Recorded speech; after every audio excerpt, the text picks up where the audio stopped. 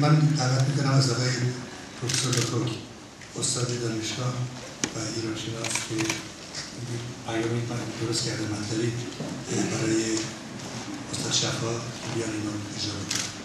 Je demande au monsieur professeur Lecoq de bien vouloir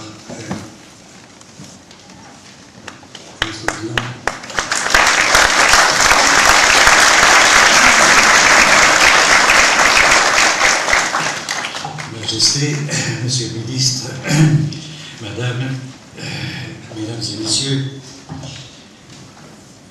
بگفتین او شد روزگارش به سر زمان گذاشته نیاید به بر یکی دخمه کردند از شیز و عاج بیاویختن از برگاه تاج همی بودش از گنج و از رنج بر بدیدان پس نوش و تریاک زر اگر بودن این است شادی چراست شاد از مرگ درویش با شاه راست بخور هرچه داری و برمت نگوش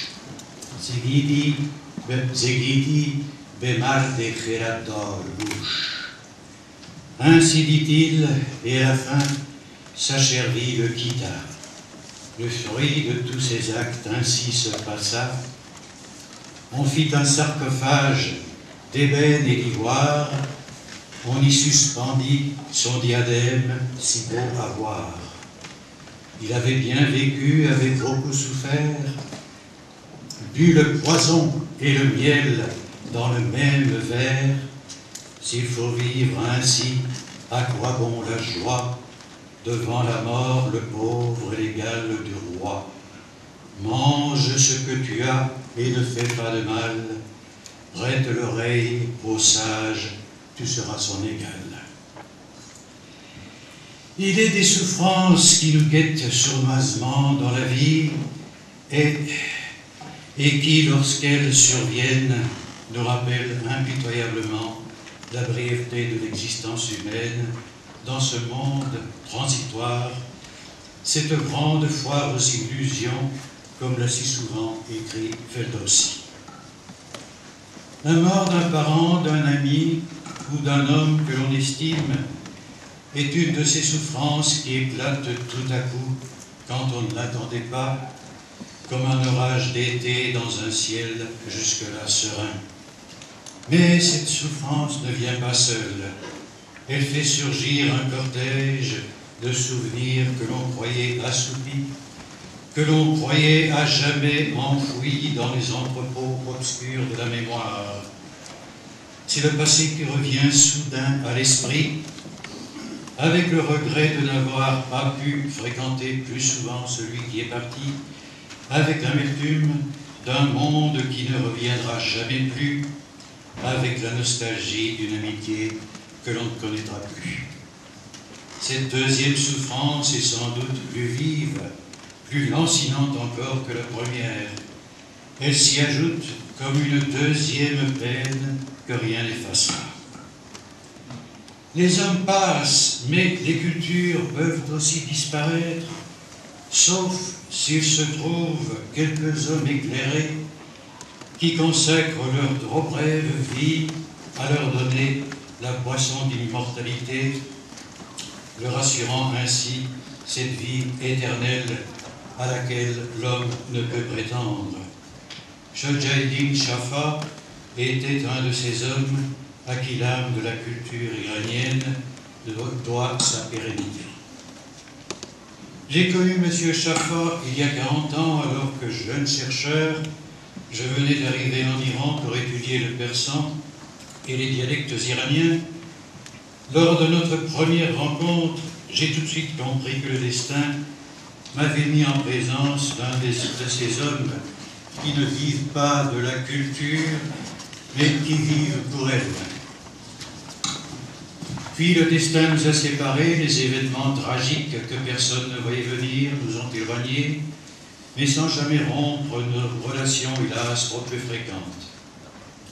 Le lien qui nous reliait était les Acta Iranica, une série fondée par M. Chaffa et qui est consacrée à tous les aspects de la culture iranienne. Elle compte aujourd'hui plus de 50 volumes. La culture iranienne offre aux philosophes de l'histoire un exemple remarquable de ces paradoxes peu fréquents dans la destinée du monde. Elle rappelle le mot fameux d'Horace à propos de la culture grecque. La Grèce, envahie par les Romains, sut captiver son vainqueur par la qualité de sa civilisation. L'Iran, qui ne fut pas épargné par les invasions étrangères, non seulement sut toujours préserver sa culture, mais il nourrit aussi généreusement celle de ses puissants voisins. À l'ouest, dès l'aube de son histoire, l'Iran donnera au Proche-Orient, ravagé par un despotisme 2 fois millénaire, son premier souverain humaniste, Cyrus, qui mit fin à la captivité de Babylone et qui permit à tant de peuples de retrouver leur dignité. Les Grecs unanimes salueront en lui le roi sage et magnanime. Les Hébreux l'appelleront loin du Seigneur. Il était légitime que les premiers volumes des Acta Iranica lui rendent un vibrant hommage par la voix des iranisants de nombreux pays. Du temps de Cyrus à une de ces époques qui nous étonnent encore aujourd'hui et que Karl Jaspers appellera l'époque axiale, apparut dans les riches oasis de l'Est iranien un prophète qui allait incarner la sagesse orientale depuis Platon jusqu'à la flûte enchantée. Zarathustra, Zoroastre pour les Grecs, fit dans la sphère du religieux ce que Cyrus faisait en politique. Il éloigna les hommes du conformisme et du ritualisme pour les ramener à l'essentiel, la distinction entre le bien et le mal. Il enseigna la résurrection des corps et inventa aussi un système théologique original, un peu oublié de nos jours, où l'on parle pourtant beaucoup de religion, le dualisme, qui se situe entre le foisonnement débridé et incohérent du polythéisme et l'indifférence du Dieu unique dont se plaignait tant le pauvre Job. Le judaïsme post-exilique et le christianisme naissant sauront en bénéficier. Que dire de l'influence iranienne sur la jeune civilisation arabe en formation et sur le développement de l'islam? On peut la mesurer en lisant l'extraordinaire synthèse que M. Chaffa a publiée en espagnol, De Persia a l'Espagne musulmana, la historia recuperada. Il faudrait trop de temps pour évoquer ici la splendeur de la poésie persane en Inde à l'époque du somptueux empire moghol.